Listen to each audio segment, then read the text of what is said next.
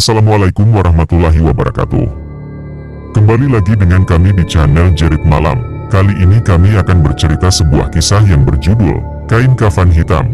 Dan untuk teman-teman dimanapun kalian berada, semoga selalu diberikan kesehatan dan selalu dilindungi oleh Allah dan dijauhkan dari segala mara bahaya. Oke, jangan berlama-lama, langsung saja ke ceritanya. Awal cerita ini dimulai saat salah satu tetanggaku meninggal dunia. Aku tidak mau menyebut namanya, sebut saja dia dengan Pak Budi. Pak Budi ini dikenal sebagai orang yang tidak baik. Dia suka sekali berjudi dan minum minuman keras, bahkan aku dengar dia suka berpelesir ke rumah bordil. Kelakuannya yang buruk seperti itu didukung oleh kekayaannya. Dia memperoleh harta yang sebegitu banyak itu pun dari perbuatan tidak baik, yaitu dengan cara meminjamkan uang dengan bunga tinggi. Entah kalian mau menyebutnya rentenir, lintah darat, atau apapun juga terserah.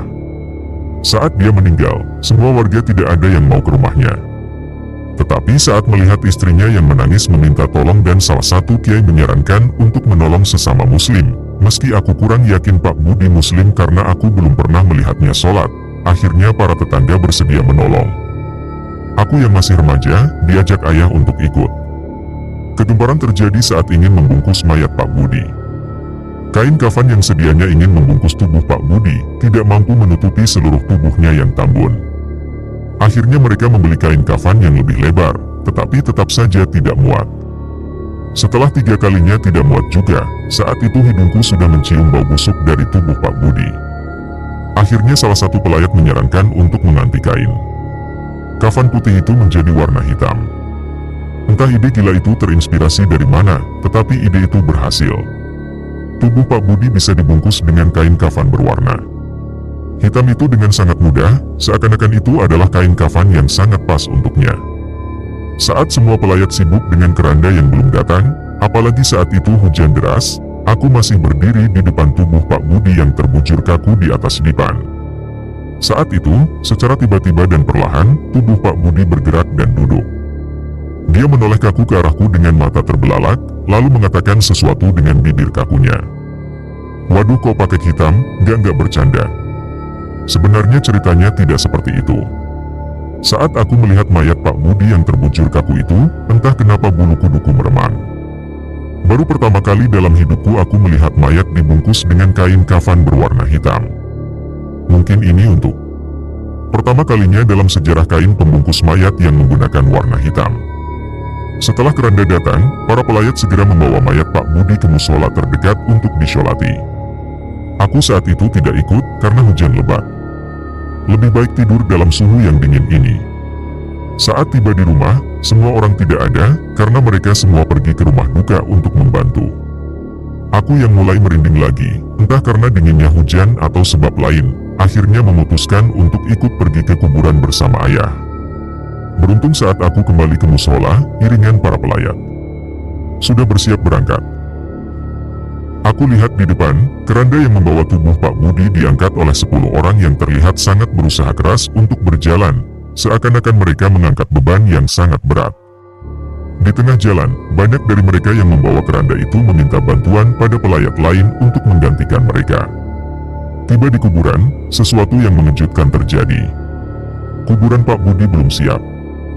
Menurut para penggali kuburan yang berjumlah 5 orang itu, mereka sulit menggali karena tekstur tanah yang keras, meski saat itu turun hujan. 6 cangkul sudah jadi korban dan 3 lokasi berbeda sudah digali, namun hanya bisa menggali dengan kedalaman setengah meter saja. Akhirnya kiai yang memimpin rombongan meminta semua untuk berdoa sebentar, setelah itu menyuruh untuk menggali lagi. Tidak lama kemudian satu lubang kuburan telah siap, meski tidak terlalu dalam, namun cukup untuk mengubur mayat.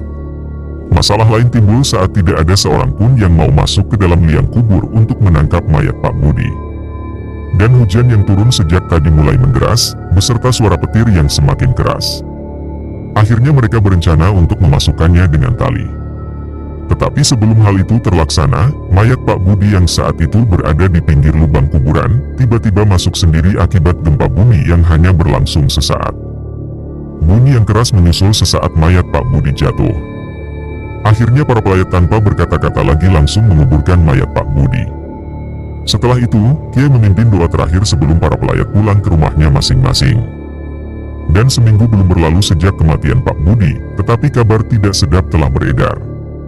Para tetanggaku menceritakan bahwa mereka didatangi oleh hantu Pak Budi dengan kain kafan hitamnya serta dengan wajah yang sangat menyeramkan. Rumahku pun ikut menjadi salah satu korban dari hantu Pak Budi, tetapi beruntung aku tidak melihatnya, hanya orang tuaku saja yang diganggunya. Baru setelah kabar itu beredar, keluarga Pak Budi menyarankan untuk tidak menceritakan perihal hantu Pak Budi pada siapapun. Akhirnya hantu Pak Budi tidak pernah muncul lagi. Sebulan kemudian, aku pergi keluar kota untuk mengunjungi temanku. Aku bercerita padanya perihal Pak Budi. Alasanku menceritakannya pada temanku saat itu karena sudah sebulan hantu Pak Budi tidak muncul, dan ini di luar kota, apalagi temanku tidak kenal dengan Pak Budi.